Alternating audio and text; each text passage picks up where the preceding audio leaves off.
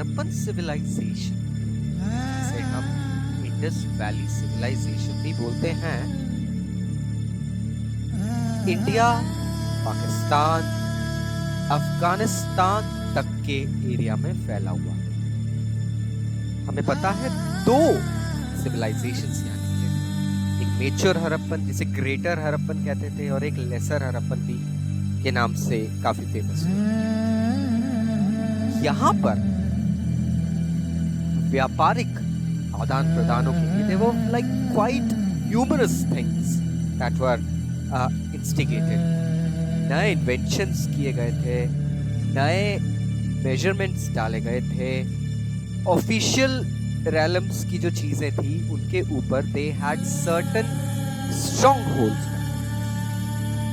सबसे पहले हम बात करते हैं फेमस चीजों, जैसे the most famous among all were the Harappan seals.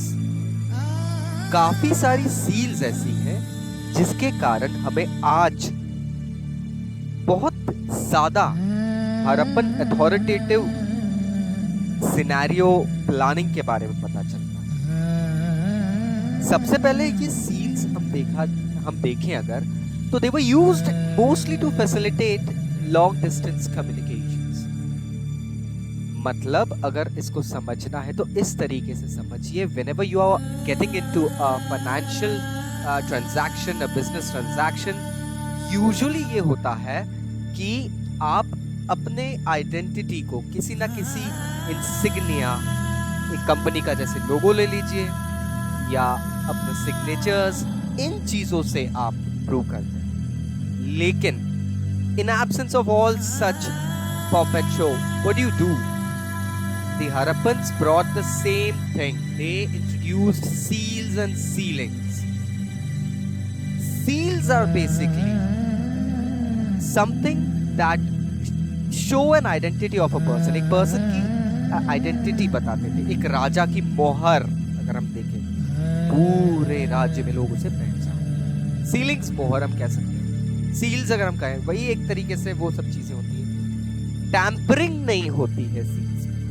आप किसी चीज को प्रॉपरली पैक कर दीजिए, उसके ऊपर एक सील लगा दीजिए, वो सील अपने गंतव्य पे जाने, द डेजिग्नेटेड प्लेस जिसे हम कह सकते हैं, to reach there and then finally वो खुले। वो चीज इंटैक्ट है, that means the seal is intact and the thing is untouched, not tampered. इसी तरीके से एक बहुत ही वेग सा आइडियोलॉजी यहाँ पे आता था। अब अगर आप इन सील्स को देखेंगे तो you'll also come to know कि इन सील्स के साथ में there are various writings। Friends, ये राइटिंग्स मतलब स्क्रिप्ट।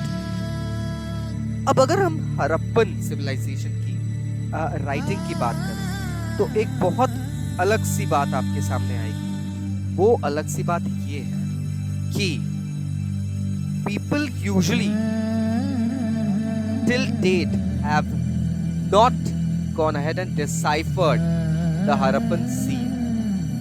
ये हड़प्पन सील अभी तक जो स्क्रिप्ट है वो पूरे तरीके से अभी तक डिसाइफर नहीं हो पाई है। इसी कारण से अगर हम देखें तो वो जो सील्स हैं उसके भी एक्चुअल जो हियरिंग्स है, जो एक्चुअल बातें हैं, वो अभी तक डिसाइफर नहीं हो पाई है, क्योंकि उसके राइटिंग में जो कुछ लिखा हुआ है वो अभी तक प्रूव नहीं हुआ है कि किस तरीके से वो क्या कहना चाहते हैं या क्या उसके अंदर उसका रीजन था, गंतव्य था। आर्टिफिशियल इंटेलिजेंस ने काफी हद तक सील्स की जो लैंग्वेज है, स्क्रिप्ट है, हड़प्पन स्क्रिप्ट है, उसको डिसाइफर करने की कोशिश करी है, but there are still certain symbols जो आज तक एक एनिग्मा बन के बैठे, एक पहेली बन के बैठे। सो ये काफी वेग सा रिप्लाई होगा कि नियर फ्यूचर में हड़प्पन सिविलाइजेशन की स्क्रिप्ट को बहुत इजीली डिसाइफर कर लिया जाएगा, because it has certain epiglyphs, certain symbols जिसे अभी तक समझा नहीं जा चुका। अब जिस तरीके से एक वर्ड पे मात्रा लगती है वो वर्ड बदल जाता है, उसी तरीके से अगर हम देखें कि ये स्क्रिप्ट में, क्योंकि 375 से लेके 400 साइंस ऐसे निकले थे हड़प्पन सिविलाइजेशन की स्क्रिप्ट में जिसको समझना बहुत मुश्किल है। Imagine 26 alphabets in English my friends now.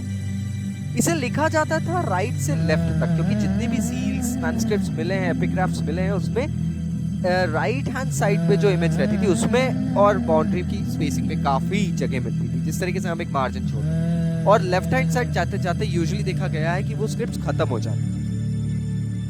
इन्होंने लगभग सारी सरफेसेस पे ये एक्सपेरिमेंटेशन करा था कि स्क्रिप्ट से लिखने की कोशिश की गई थी। We can talk about seals, tools, jars, even jewellery was considered to be a part of such things. उसके ऊपर भी काफी हद तक चीजें लिखी जा रही थी। फाइनली जिस टॉपिक पे मैं आने वाला हूं वो है वेट, क्योंकि we know Harappan civilisation was a civilisation that had trade relations with people far and beyond. We haven't got any explanations किनके साथ थे, but yes, it is evident कि हड़प्पन civilization, सिंधु घाटी सभ्यता जो थी, उसके ट्रेड रिलेशंस दूसरे फार एंड बियॉन्ड नगरों तक थे।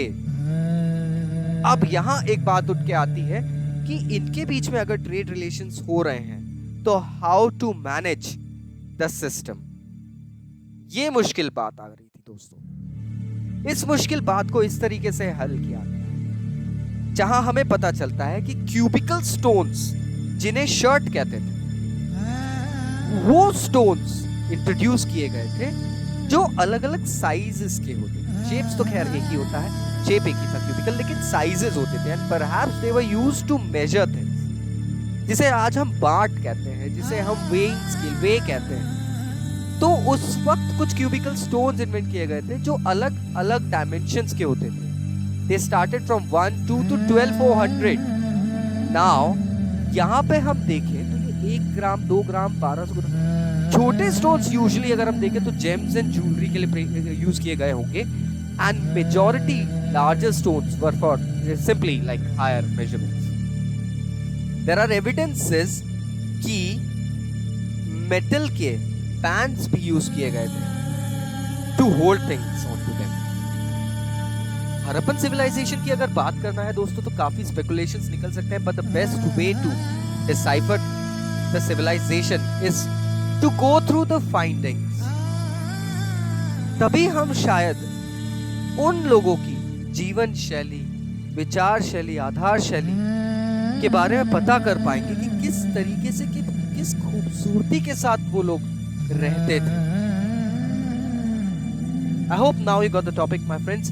Stay tuned for my further topics. And please, stay safe, stay inside. See you again, my friends.